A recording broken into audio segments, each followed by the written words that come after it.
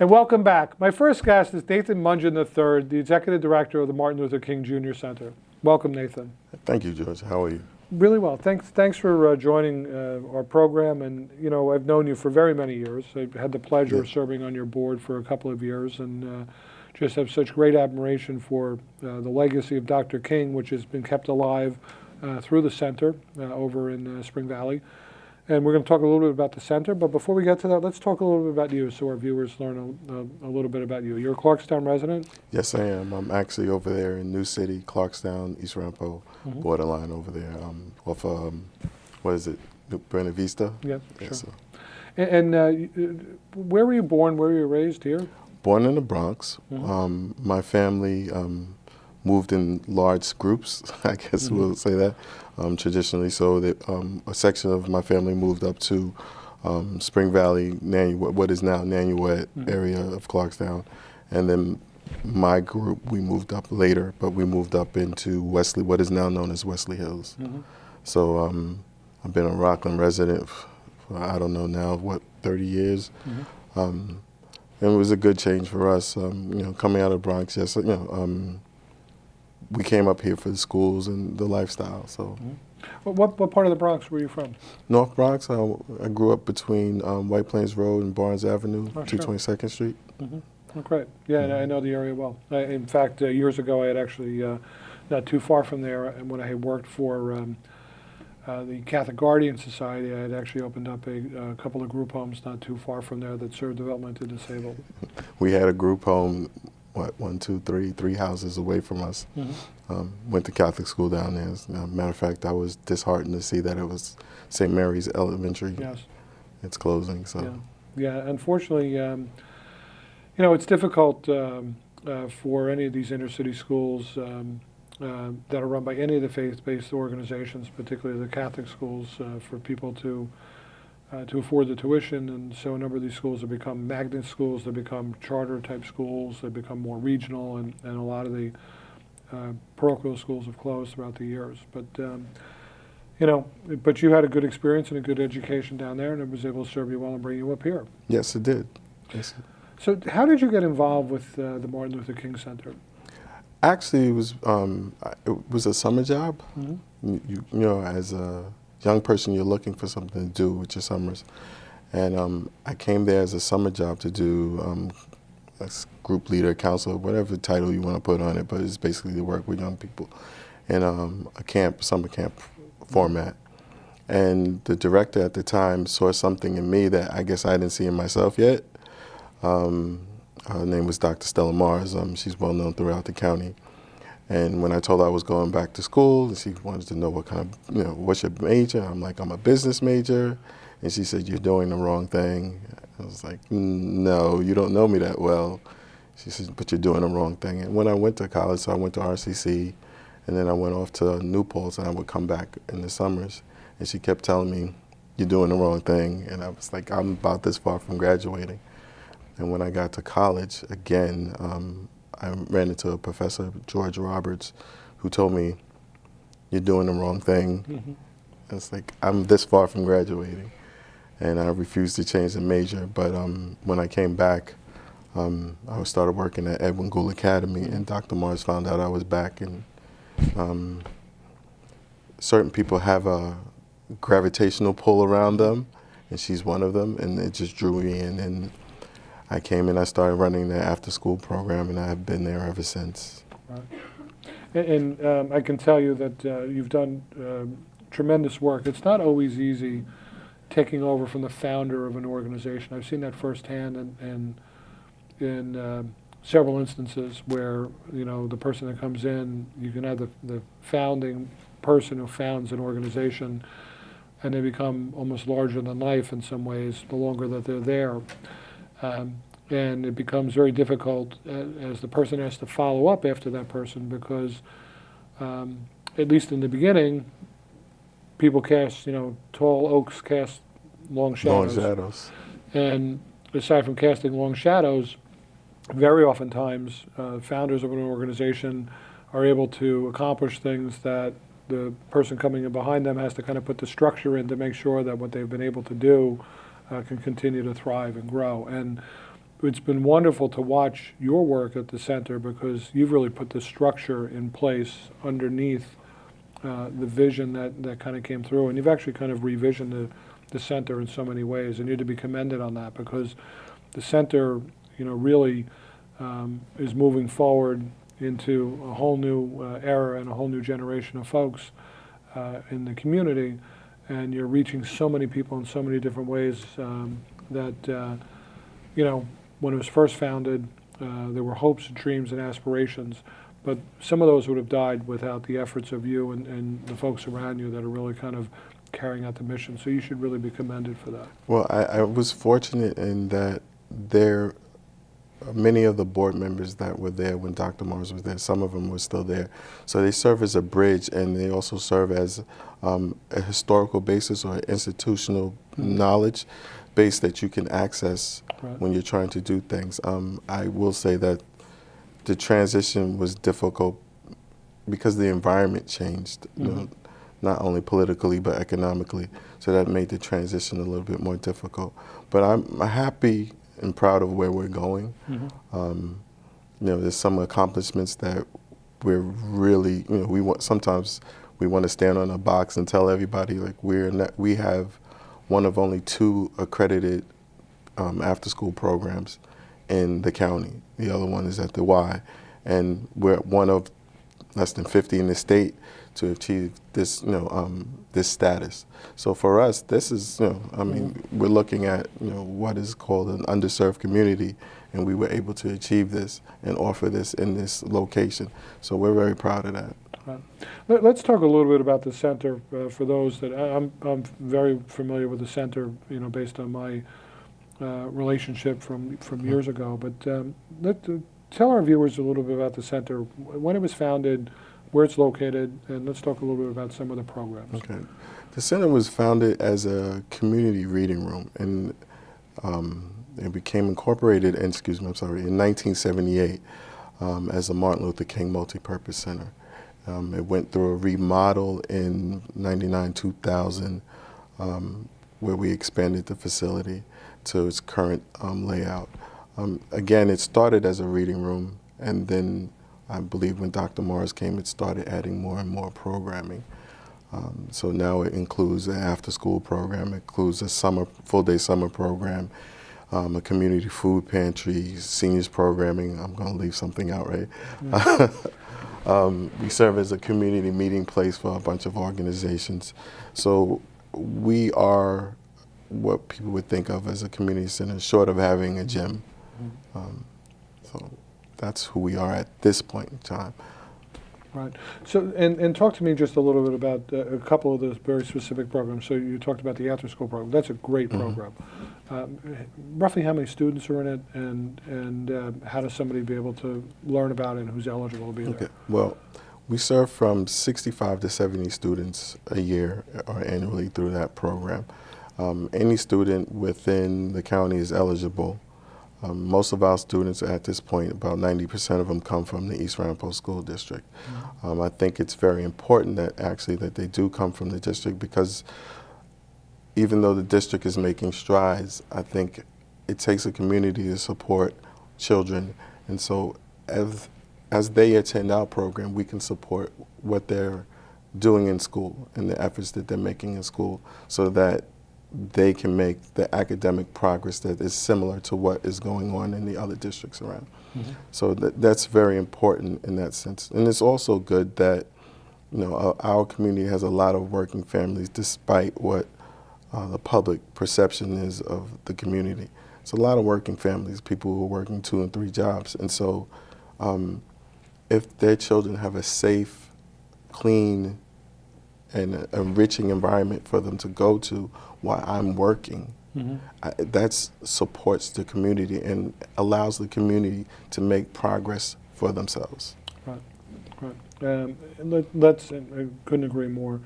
Let's talk a little bit about the mission of the center. It was founded first as a reading room. It's now it's dedicated in memory and honor of Dr. King. Talk to me a little bit about we're almost 50 years. I mean, this program will be airing a couple of months shy of the 50th anniversary of the assassination of Dr. King. And so for very many people in the world today, they weren't even alive when Dr. King was alive. And those can seem like very far away times in some ways. In other ways, they're very present today. But what can we take today from Dr. King's legacy? And what do you think the center does to kind of promote Dr. King's legacy? Well, what can we take? There's a few things you can take. You can take that without some form of agitation or protest or discomfort, there will be no change. Now, some people take it to the extreme, but Dr. King, in his form of agitation, was nonviolent, and the idea was to use a nonviolent form of protest to motivate change and make some people uncomfortable, but also to bring some people on board. I think the other part of this is that we can take is that given our time right now, groups are very polarized. Everybody seems to be in their little corners. Their beliefs are their beliefs, and they don't listen to what anybody else has to say. You may disagree with me, but you should at least listen and hear what, because there may be some validity in what I'm saying. And I think with Dr. King, he was encouraging that. And I don't find that in this current environment that we encourage that. So with Dr. King, I think that's another lesson that we could take from him. What the center does currently, one, with our children, we try to instill this idea that, some self-reliance, but also, the importance of some of the historical figures that allowed you to be here, that allowed your parents to vote, and the importance of that. And then I think in support of the community, we try to be a place that brings, varying groups together. We let them use the facility to hold their meetings and things of that nature. So we're open to everyone, and hopefully in doing that, they'll cross paths and they'll open up a conversation. Mm-hmm. Great. That's which is so true. I mean, you have a number of folks that use the center, as I recall, and certainly with the diversity of the groups that you have there, the senior program, the young kids, in the same building, oftentimes crossing over, at the same time. It's really a very alive and vibrant place, and it's a beautiful strength and rich place for our community, in an area of the county that sometimes really has gotten a bad name for various reasons in the past, and but certainly it's a wonderful center and a vibrant. I think it's what a community center should be. Thank you. We try to make it make everyone feel welcome and feel like home. So you're not. Some places it's the building, and other places it's the people. And I think we are the people, and that's what makes people feel comfortable in coming there. Right. So we only have a moment or two left, but I know you've got a number of events coming up. I know one of the key events, is we celebrate and commemorate the life of Dr. King, and there's a unity celebration. And so Yes. let's talk about some of your upcoming events in the next couple of months. So we have our annual Dr. Martin Luther King Multipurpose Center Unity Celebration taking place on January 15th. Doors will open at 3 o'clock. It's a true community event. We take groups, we draw performers from various different groups. So we have praise dancers, we have East Rampo's marching band, we have a jazz band that will be performing. We have Jam Cars steel band. We just try to bring all these different groups together on this one day. Last year, I think we did about 2,000 people in attendance. We're hoping to have that many people at least come through on that day also this year. And in conjunction with that event this year, we're running a poster contest. I don't know if I should hold it up, Yeah, but sure, absolutely. Let's hold it up, and so we can get a shot of this, and people can see. So let's talk a little bit about this. So we're just trying to run a poster contest for all of the students K through 8 that are in Rockland County, so that they can participate and express their dreams for humanity throughout the county. I think again, as we've become more and more polarized in our views and our positions, I just think that this year, this is something with our young people that they can share their views of what they want the world to look like. This is great, and in fact, I'll make sure that leading up to your event that we'll put this in our e-newsletter for our town. So hopefully we can spread the word far and wide, so people throughout the entire town who get that newsletter will be able to see, and maybe we'll have some more students participate for you as well. Thank you. And just again, what are the particulars on the celebration? Where is it taking place? What time? It's at Ramapo High School. Doors open at 3 o'clock. Anybody that still wants to be part of the event, they can call the center at 845-425-8910, and we can get them sponsorship cards, because there's going to be vendors at the event, so you can, both nonprofit and for-profit, show your wares, give out information. So if you call us at that number, we can get you the information. And also, if you just want to attend, it's a free event. So again, I invite everybody to come through. And Great. And so that's on Monday, January 15th? Yes. Ramapo High School? Yes. At 3 o'clock? 3 o'clock. And it'll go about 4 hours? About 3. Okay, so roughly 3 to 6, and Right. there'll be a lot of different presentations. There'll be entertainment and More entertainment this Yeah. year than presentations. Right. Taking feedback from prior years. There'll be a keynote, but it'll be a short keynote, but it'll be Good. mostly entertainment. Excellent. And then I know that you have your annual gala that comes up.